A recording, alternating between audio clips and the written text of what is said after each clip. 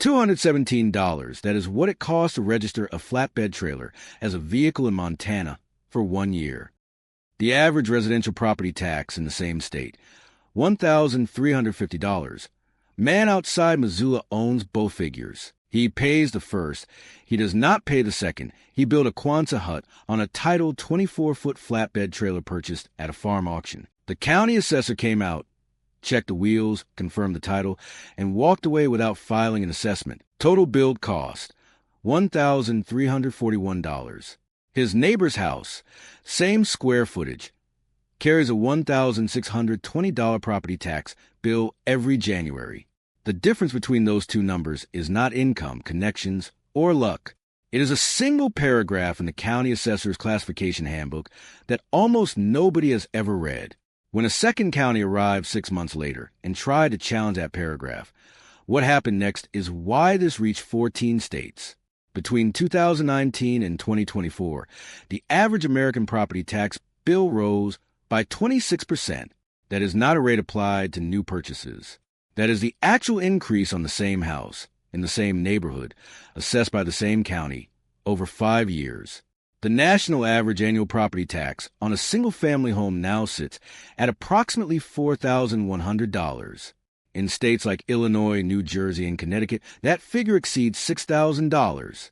In growing Sunbelt counties where assessed values tracked housing prices upward through the pandemic years, bills that were $1,800 in 2019 are now $3,200.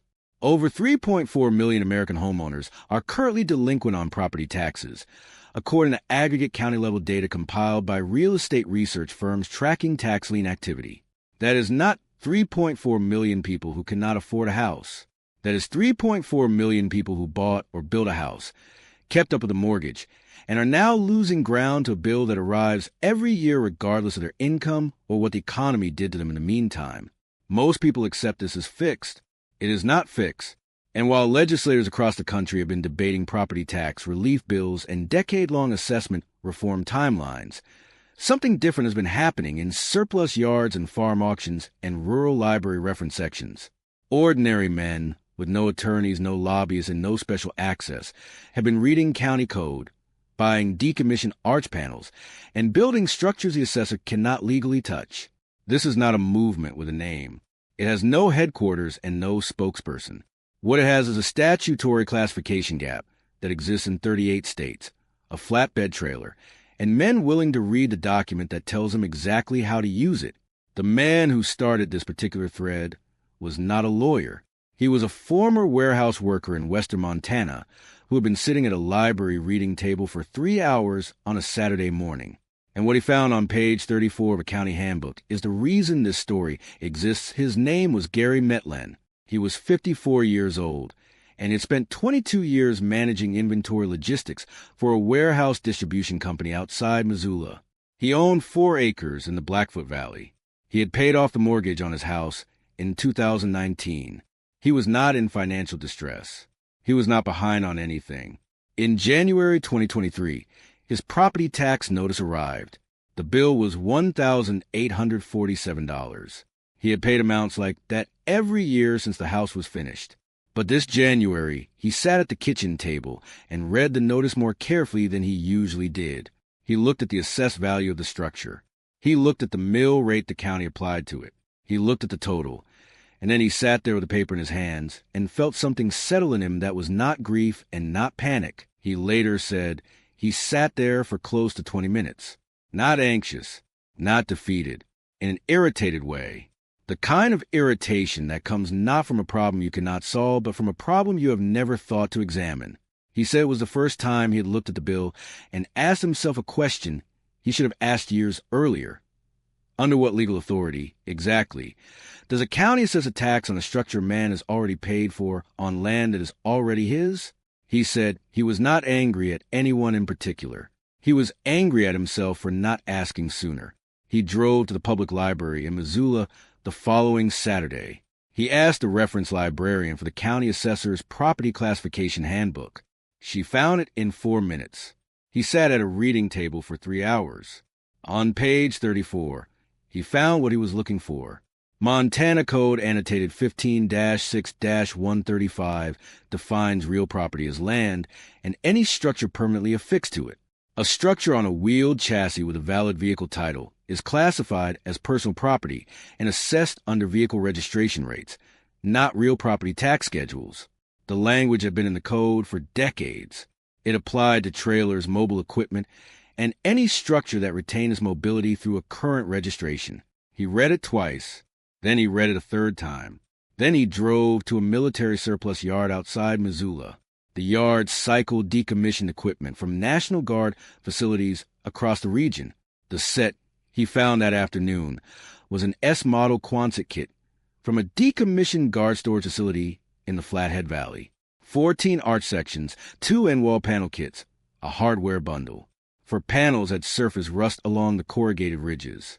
One arch rib carried a forklift dent along its lower flange. The steel was structurally intact. The bolt holes lined up. The yard had priced the full set at $380 because no commercial contractor wanted cosmetic imperfection on a structure that small. He paid cash. The trailer came 2 weeks later from a farm auction in Ravalli County. A 24-foot dual-axle equipment trailer, already titled and registered in Montana, sold by an estate liquidating a retired rancher's equipment. He paid $650. Tools he did not own. He borrowed from a neighbor who ran a small engine repair shop on the county road and paid back in split firewood, a cord and a half delivered before the first hard freeze. Materials before a single bolt was turned. $380 in panels, $650 for the trailer, $45 in hardware, $1,075. The build itself took 4 weekends. But what the statute did not explain, and what nearly stopped the project in its second week, was how to make a corrugated steel arch livable through a Montana winter. That problem had an answer, and how Gary found it is the part that surprised the contractors who came out to watch. Gary was on a stepladder in the snow, breath coming in short visible bursts, lifting a 40-pound arch rib into position with both gloved hands, when the design's real advantage became clear. The sections bolted together in sequence along a centerline track on the trailer deck. The corrugated panels attached with self-tapping screws. There were no complex cuts, no custom jigs, no skills that could not be learned in the first hour of trying. The United States Navy built this design to be assembled by untrained labor on Pacific Islands in under 2 hours. The engineering has not changed in 80 years. Gary had the arch ribs up and bolted in 2 Saturdays. The end walls were 2x6 lumber framing with plywood sheathing, a salvage door from the Habitat for Humanity restored in Missoula for $15, and a window pulled from a demolition site on the south side of town at no cost. He sealed every seam and nail hole in the end walls with silicone caulk for $9. The insulation problem was the one that almost ended it. An uninsulated corrugated steel arch in a Montana January does not hold heat. It radiates it outward. Interior temperatures in an uninsulated steel arch can drop below ambient outdoor temperature at night through radiative heat loss. At minus 22 degrees Fahrenheit outside, the inside of a bare steel arch offers almost no advantage over open air. Gary attacked this from the outside first. 2 rolls of foil-face radiant barrier material from a Missoula hardware store, $48, wrapped over the entire exterior curve and secured with adhesive and wire ties.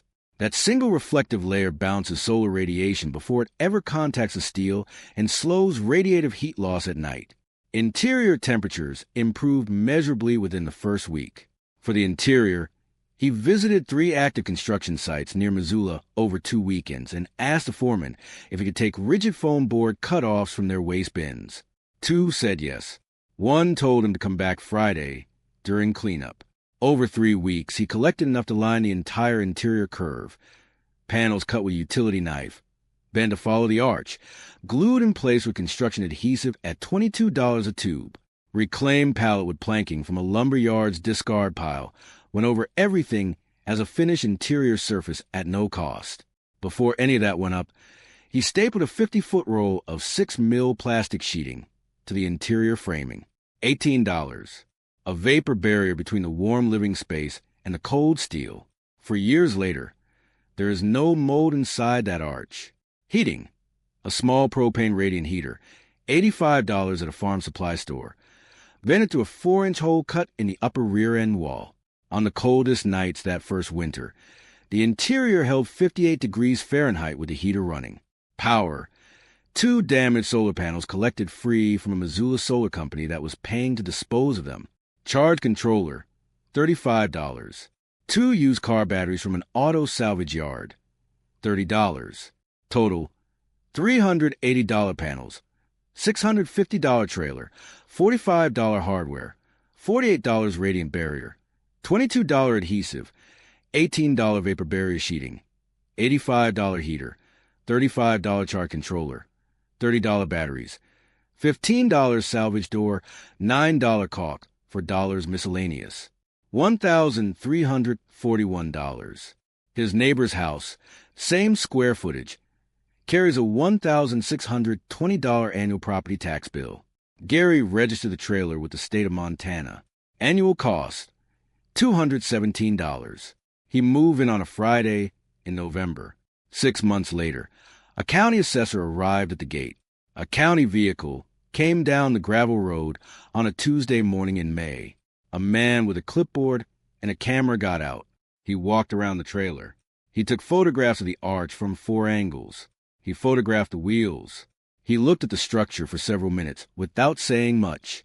Then he told Gary he would be in touch. 3 weeks later, a preliminary assessment notice arrived in the mail. The county had classified the Quonset as a permanent improvement to real property on the grounds that the structure had been stationary for more than 6 months. Assessed value, $47,000. Projected annual tax, $634. Gary did not call a lawyer.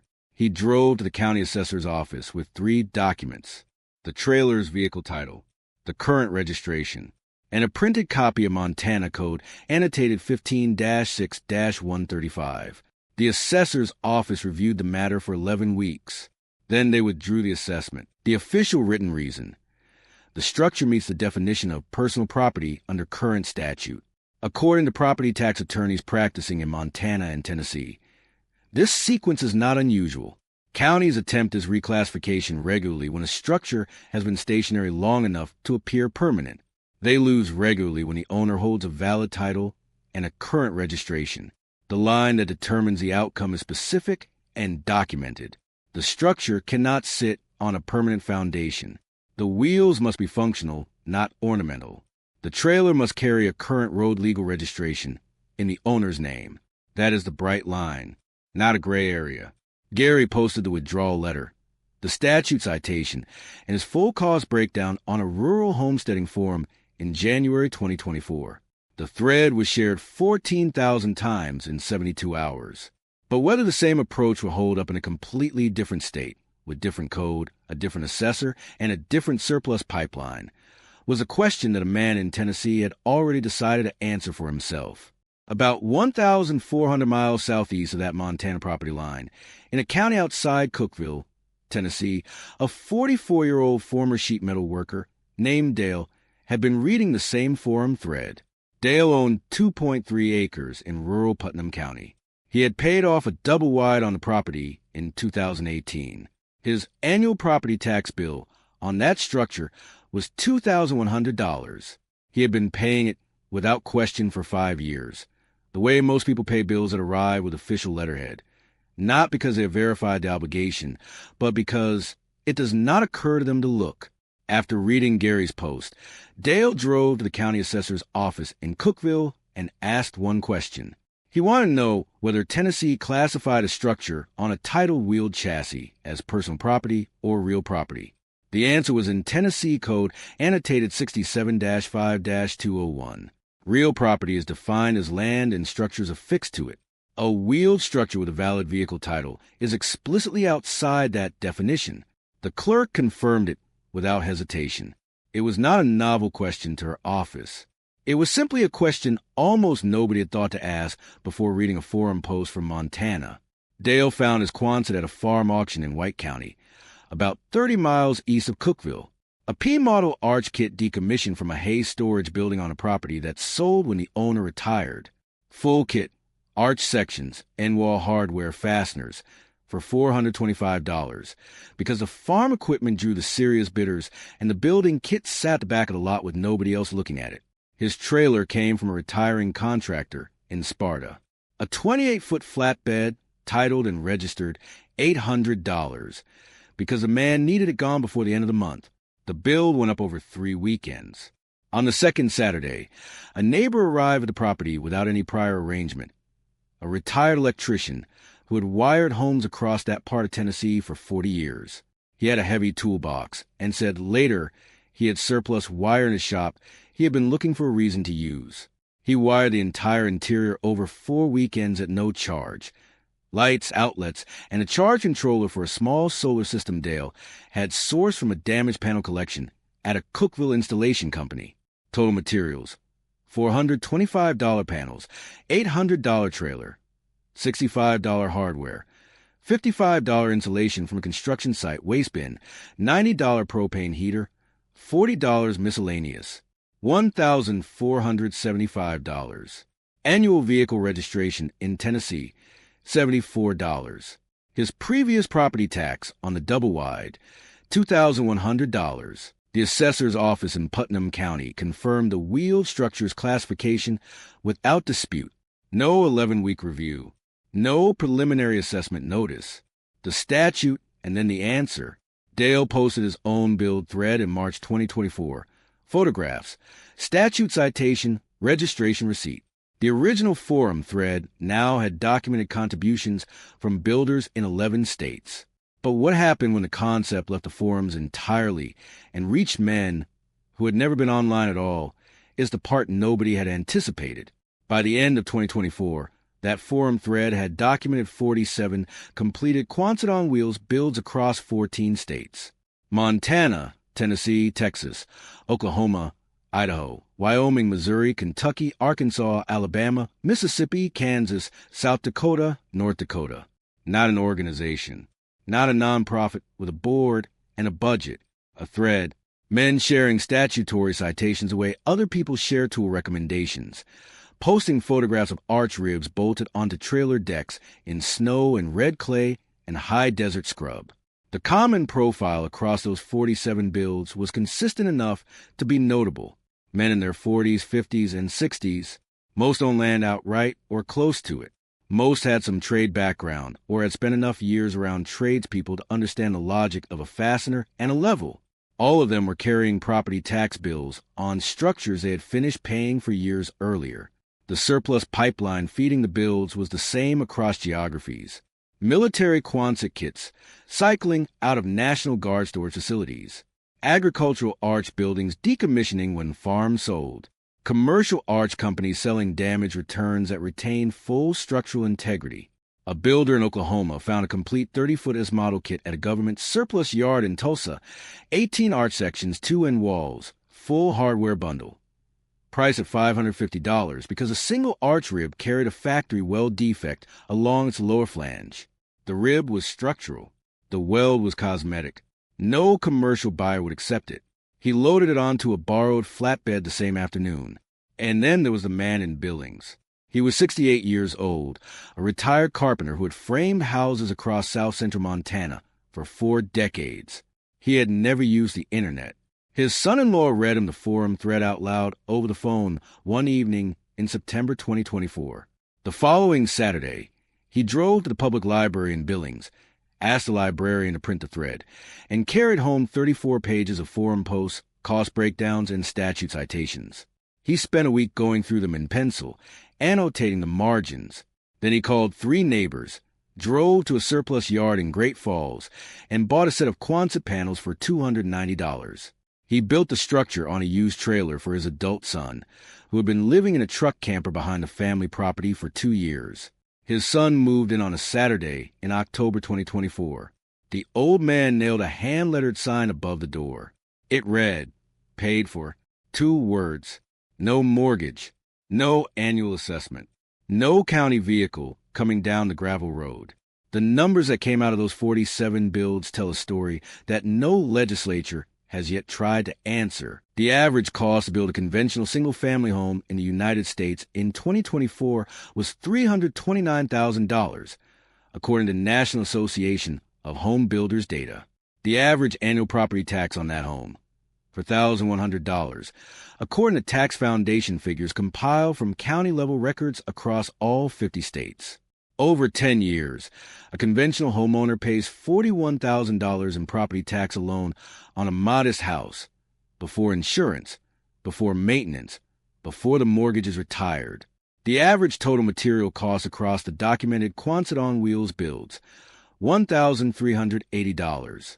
Average annual registration costs across the 14 states represented, $140. Over the same 10 years, $1,400 in registration fees. No mortgage interest. No bank approval. No assessment notice in January. Gary Metland was sitting at a farm supply store outside Missoula in early 2025 when a reporter asked him whether he had thought about what those two numbers, $41,000 versus $1,400 over a decade, actually meant. He thought about it for a moment. Then he said the math was right there in the county handbook, on page 34, the same page as the statute. He said most people just never get to page 34. As of early 2025, no state legislature among the 14 states with documented bills had moved to close the classification gap. No federal agency had issued guidance. The statute language Gary found at the library in Missoula remains exactly as written. The same counties administering $41,000 decade-long tax, stream spent staff time, and legal review attempting to reclassify structures the statute explicitly excludes, and lost. The Montana Assessor's Office spent 11 weeks on a $1,341 structure and withdrew without comment. The question now is how far the knowledge travels before someone decides to change the code. The knowledge moves the way survival knowledge has always moved in rural communities, not through press releases or nonprofit newsletters, through conversation. A man in rural Oklahoma said he learned the entire statutory classification approach from a conversation at a livestock supply store in Enid. The man who told him had learned it from his brother-in-law in Idaho, who had read the forum thread on a library computer during his lunch break and written the statute number on the back of a receipt he kept in his wallet for 3 weeks before doing anything about it. A property tax attorney practicing in Bozeman, Montana, told a reporter in early 2025 that he had fielded more questions about personal property classification in the preceding 18 months than in the prior decade combined. His clients were not corporations running a tax strategy. They were working men who owned land and had decided to read the statute before their next build. Most of them already had a trailer in mind. There are no conferences for this, no certification, no organization that tracks membership or issues guidance. There's a forum thread, a statute number, and the accumulated knowledge of men who figured something out and wrote it down for the next person.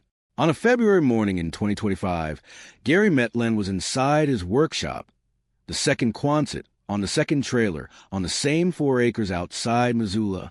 The wood stove in the corner was running. Sawdust had settled across the floor. The corrugated steel arch curved overhead, and snow was piled against the outside of the structure where the wind had pushed it overnight. That workshop is assessed at $0. He registered it with the state that January for $217. When a reporter asked what he would tell someone who had just read the county code for the first time and was thinking about buying a trailer, he set down what he was working on. He said, "Read it again, then go to the surplus yard." There's still millions of Americans paying property tax on structures they built or paid off years ago. Most of them have never been to page 34. But somewhere in a Montana forest right now, a man is carrying firewood through an arch of corrugated steel that the county assessed at $0, and he built it for $1,341. I cover stories like this every week, the kind that exists in plain sight in county code and farm auction lots and library reference sections, and almost nobody is looking. Click the video on screen now.